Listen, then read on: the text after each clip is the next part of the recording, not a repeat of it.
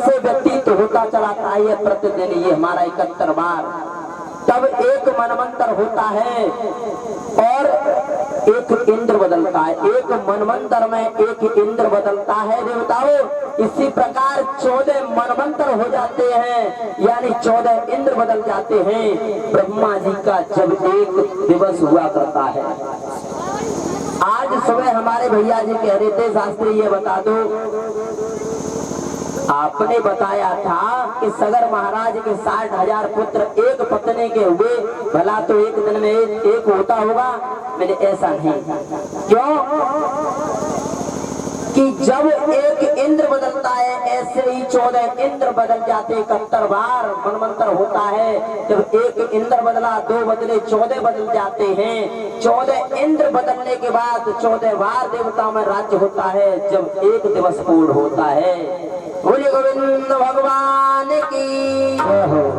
आज श्री सुखदेव जी कहते हैं जब ही तो ब्रह्मा जी की 100 वर्ष की आयु आज भी है और सतयुग में 100 वर्ष की थी। क्यों? आज के इस कलयुग के दिवसों को देखा जाए तो कलयुग में, सतयुग में देवताओं 1 लाख वर्ष की आयु थी। भगवान कन्हैया 11 वर्ष 56 दिन रहे मथुरा के अंदर। उन मन मंत्रों के आधार पर, ऐसा नहीं कि आज जैसे हमारे ये 7 दिन भागवत चल रही है ये 12 दिन नहीं थे देवताओं। उन मन मंत्रों के आधार पर रहे थे मेरे गोविंद। इधर श्री सुखदेव जी कहते हैं राजन परीक्षित, आज मैया जैसे ही भोजन लेकर के आई है। इधर कंस की पत्नी अस्ति और प्राप्ति ने जाकर के कहा है अपने पिता जरासंध से। आज परीक्षित महाराज प्रश्न करते हैं, हे गुरुदेव, हे प्रभु, ये जरासंध कौन था? उन्होंने कहा कि ये जरासंध वृत्रथ राजा का पुत्र था। ये वृत्रथ राजा का पुत्र था। एक बार वृत्रथ राजा के पास कोई संतान नहीं थी। देवता गौर करें, जब कोई संतान नहीं थी, बड़ा ही दुखी वृत्रथ राजा अपने हर्षोल्लास के साथ राज्य को चलाया करता था। एक बार ये जंगल में गया, इसने सोचा कि हमसे लोग कहते हैं कि इसके कोई बालक नहीं है, इसका मुंह देखने के लायक नहीं है। आज वृत्रथ राजा मरने के लिए जैसे ही पहुंचे, जैसे ही आज मरने के लिए पहुंचे, हुआ क्या, वहां पर एक संत भगवान पधारे। संत ने कहा चंड कौशिक ऋषि से देवता और कोई नहीं। आज चंड कौशिक ऋषि ने कहा क्या बात है वृत्रथ? उन्होंने कहा कि प्रभु हमारे पास कोई संतान नहीं है। आज उस चंड कौशिक ऋषि ने एक फल दिया। जैसे ही आज एक फल दिया और कहा कि ले वृत्रथ अपनी पत्नी को जाके खिला देना। और वृत्रथ राजा की पत्नियां थी 2। आज जैसे ही आधा आधा करके वो फल खिलाया दोनों पत्नियों के, इधर गर्भ, कुछ समय के बाद गर्भ हुआ, बालक हुआ, लेकिन आधा आधा अंग दोनों पत्नियों के पैदा होता है। क्योंकि पहले ही आधा आधा कर दिया था। आज अलग अलग हुआ। वृत्रथ ने जाना कि ये हमारे लायक नहीं है, यहाँ से इस मिट्टी को ले जाकर के फेंक दो।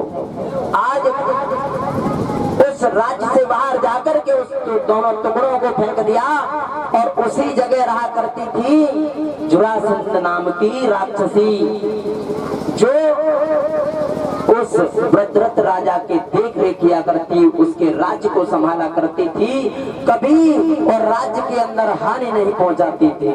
उसने कहा कि ये तो हमारे राजा के और पास पहुंचाया जाए। आज उस जुरासंध की, वो जुरा नाम की राक्षसी थी, वो ले जा रही है, दोनों अंगों को ले जा रही है। इधर आज जैसे दोनों हाथों पर अंग रखे आपस में जुड़ जाते हैं। उन्होंने कहा अरे ये क्या हो गया, ये तो बालक हो गया। आज उस जुरासंध राक्षसी ने जैसे उन बालकों के दोनों भागों को जोड़ दिया और उसका नाम हो गया परीक्षित महाराज जरासंध। आज यही जरासंध की दो बेटियां थी, हस्ती और प्राप्ति, जो कंस के लिए ब्याही थी। इधर से सुखदेव जी कहते हैं राजन परीक्षित, उधर जरासंध ने एक बार नहीं बल्कि 17 बार हमला किया मथुरा के ऊपर। एक बार काल्यावन भेजा, कहा कि जा कृष्ण और बलराम है उनको मार के आना, अन्यथा हम तुम्हें मार देंगे। आज काल्यावन जा रहा है। इधर भगवान श्री कृष्ण ने कहा कि ये मेरे लायक नहीं है। इधर मुचकुंद जी महाराज से युद्ध काल्यावन का छुड़वा दिया है, भगवान कन्हैया ने करवा दिया। आज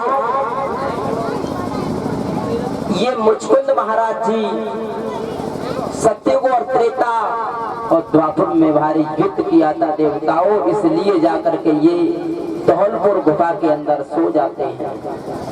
आज भगवान कन्हैया के पीछे काल्यावन है, भगवान कन्हैया आगे आगे जा रहे हैं कि यहाँ होगा युद्ध, वहाँ होगा, और काल्यावन कह रहा है कि ठहर जा, भी तेरा युद्ध देखूंगा मैं। भगवान कन्हैया सोच रहे हैं कि मेरे हाथों से ये न मारा जाए।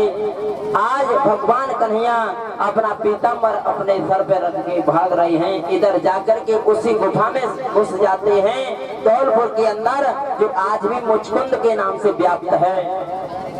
आज जैसे ही उस गुफा में अंदर गए, वहां तो मुचकुंद महाराज जी अपने आसन लगा करके भगवान का गुणगान कर रहे हैं, क्योंकि ये भगवान की आस में बैठे हुए थे कि एक बार भगवान के पुनः मुझे दर्शन हो जाएं।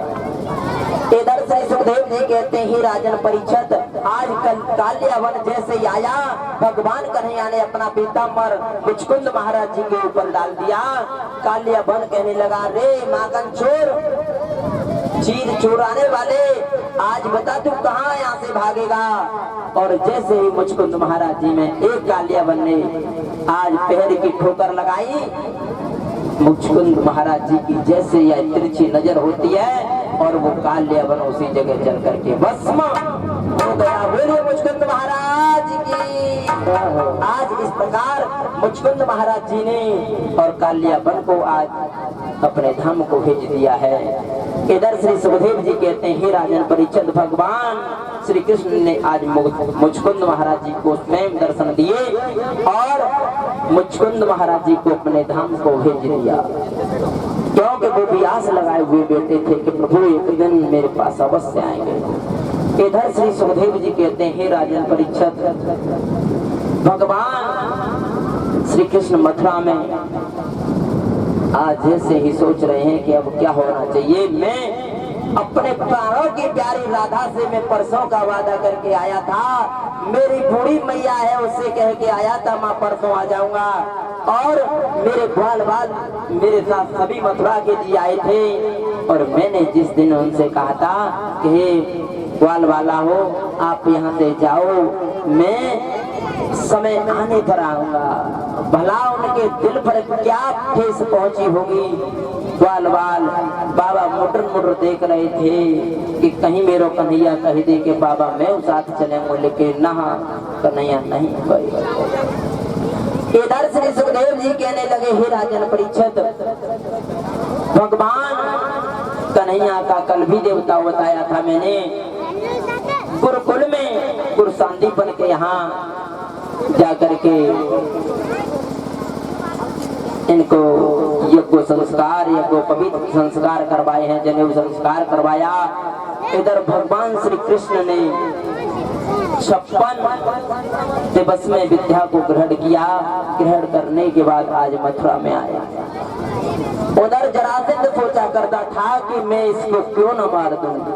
आज 18वीं बार जैसे ही भगवान श्री कृष्ण से युद्ध करने के लिए आया, इधर बलराम श्री कृष्ण हैं। बलराम ने कहा, भैया हमें लगत मामा युद्ध के लिए आ रहे। उन्होंने कहा आने दो। आज श्री सुखदेव जी कहते हैं हे राजन परीक्षित, इधर मैया देवकी जैसे ही कहा कि बेटा ये भोजन कर लो, भोजन कर लो, इधर माखन है, मिश्री है, भोग है, आज देख करके कन्हैया रोने लगा। सोच रहा है जो मेरी बूढ़ी मैया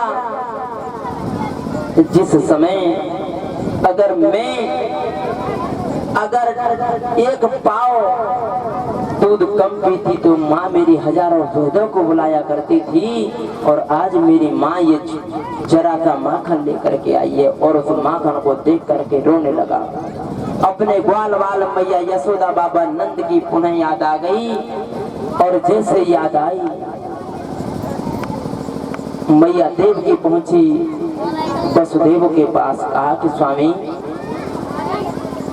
ऐसा करो, जाइए लाला कमरे में अंदर रो रहा है, देख करके आए क्या बात है। भगवान कन्हैया रो रहे हैं, सिसकी ले लेकर के। उन्होंने कहा लाला क्या बात है बेटा, क्यों रोते हो। भगवान कन्हैया मौन हो गए। अरे लाला बताओ ना क्या बात है। कुछ नहीं बताया।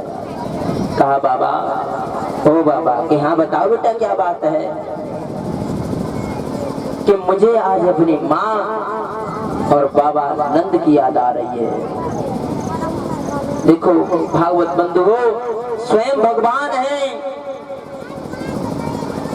वो अपने भक्तों की याद कितनी अच्छी प्रकार से करते हैं। उन्हें याद आ गई, पढ़े। कहा कि तो बताओ, आज भगवान कन्हैया रोने लगे। इधर बाबा वसुदेव ने बृहस्पति के जो शिष्य थे